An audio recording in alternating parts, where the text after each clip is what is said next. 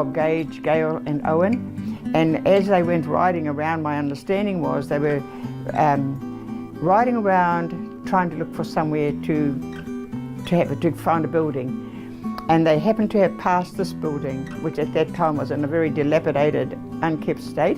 These three men captured the vision. One, it was Te Punawa Te Ora, and one there was that Bob Gage had recollection of the whakapapa, and so they made, although it was in a rundown state, this is the place where they decided. And the other thing that was inspiring, I felt, was that they looked at the gaps. What were the gaps in the Waikato for Maori? And the gaps in the Waikato for Maori was there was nowhere for kaumatua. For our kaumatua, our drive was to really looking after their health and well-being. When you get our older people and get them into some activities, they got to feel comfortable. If they don't feel comfortable, they won't come. No one can understand what our kaumatua are going through as they get older.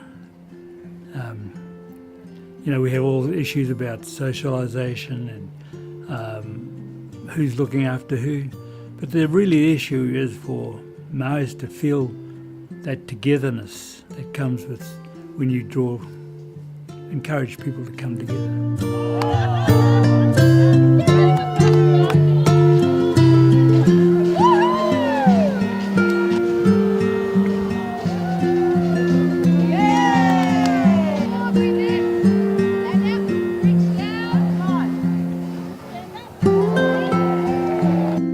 When we first moved into this place,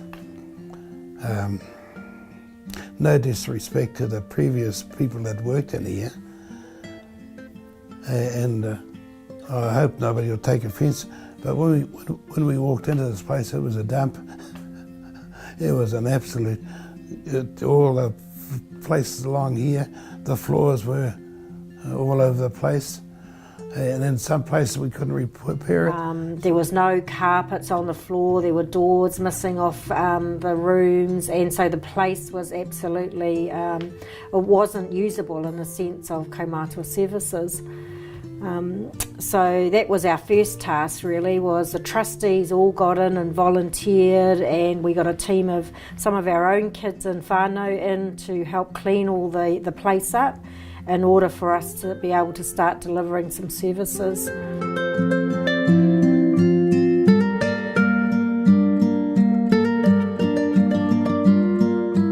I've seen the growth of the Rauawaawa. I've seen the facility go up, down, sideways, and it's become, I suppose, it's become part of my life. It was when my wife was alive. It was a very important part of both our lives.